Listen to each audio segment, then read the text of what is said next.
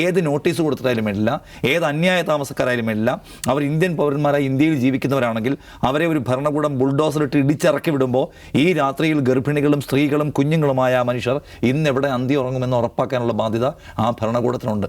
അത് ആ ഭരണകൂടം നിറവേറ്റിയില്ല. കേരളത്തിന് പുറത്ത് നമ്മൾ എവിടെയും കാണുന്നതാണ് ഇത്തരം ഇറക്കി വിടലുകൾ. അതിപ്പോൾ ഈ ചർച്ചയാവുകയും അവർക്ക് ഫ്ലാറ്റ് കൊടുക്കാനും അവരെ പുനരധിവസിപ്പിക്കാനും കർണാടക സർക്കാർ തീരുമാനിച്ചതായി വാർത്തകൾ കാണുന്നു. അതെങ്ങനെ സംഭവിച്ചാണ്? കർണാടകയിൽ ഉണ്ടായി വന്നിട്ടുള്ള വലിയ ബഹുജന പ്രക്ഷോഭത്തിൻ്റെ അടിസ്ഥാനത്തിലാണോ? അത് ഇന്ത്യയിൽ ഡിസ്കഷനാക്കി കൊണ്ടുവന്നത്, അതൊരു പ്രതിഷേധ വിഷയമാക്കി കൊണ്ടുവന്നത് കേരളത്തിലെ ആൾക്കാരാണ് അല്ലേ? കേരളത്തിൽ നിന്നുള്ള എ റഹീം നിർവഹിച്ച ഒരു ദൗത്യത്തിൻ്റെ ഒരു ഇമ്പാക്റ്റ് എന്താണ്?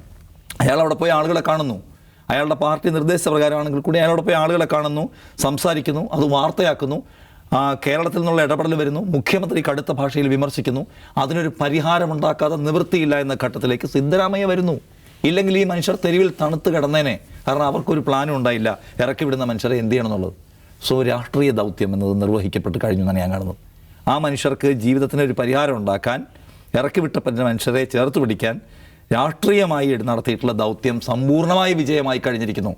അത് പറയുന്നതിലുണ്ടായപ്പോയിട്ടുള്ള വാക്കുകളിലെ പാളിച്ചെടുത്ത് പരിഹസിക്കുന്ന മനുഷ്യർ അടിസ്ഥാന രാഷ്ട്രീയം എന്താണെന്ന്, അരികുകളിലെ മനുഷ്യരുടെ ജീവിതം എന്താണെന്ന് മനസ്സിലാക്കാത്തവരാണ്. അതുകൊണ്ട് റഹീമിന് എവിടെയെങ്കിലും പാളിച്ച പറ്റിപ്പോയെന്ന് എനിക്ക് തോന്നുന്നില്ല. റഹീമിന് ഇപ്പോൾ ഇംഗ്ലീഷിൽ സംസാരിക്കാത്ത അദ്ദേഹത്തിനൊരു കുറവായിട്ട് തോന്നുന്നുണ്ടെങ്കിൽ അദ്ദേഹത്തെ പരിഹരിക്കട്ടെ. കാരണം CPIMൻ്റെ ദേശീയ മുഖങ്ങളായിട്ടുള്ള ചുരുക്കം ചില ആൾക്കാരുടെ ഒരാളാണ്.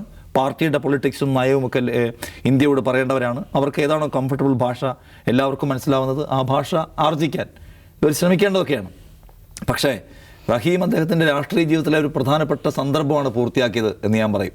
റഹീം അടക്കമുള്ള ആൾക്കാർ ഇറങ്ങി പുറപ്പെട്ടില്ലെങ്കിൽ കർണാടകയിലെ മനുഷ്യർ തെരുവി കിടക്കും. അതിന് പരിഹാരം ഉണ്ടാക്കിയത് കേരളത്തിൽ നിന്നുള്ള മനുഷ്യന്മാരുടെ രാഷ്ട്രീയ ശബ്ദമാണ്. അല്ലെങ്കിൽ നോർത്ത് ഇന്ത്യയിലെ ഏതോ തെരുവുകളിൽ എടുത്തെറിയപ്പെട്ട മനുഷ്യർക്ക് തുല്യമായി കർണാടകയിലെ ബാംഗ്ലൂരിലെ ഈ മനുഷ്യർ മാറിയനെ. അതുകൊണ്ട് എനിക്ക് അദ്ദേഹത്തോട് ഹാറ്റ്സ് ഓഫ് ആണ് പറയാൻ തോന്നുന്നത്.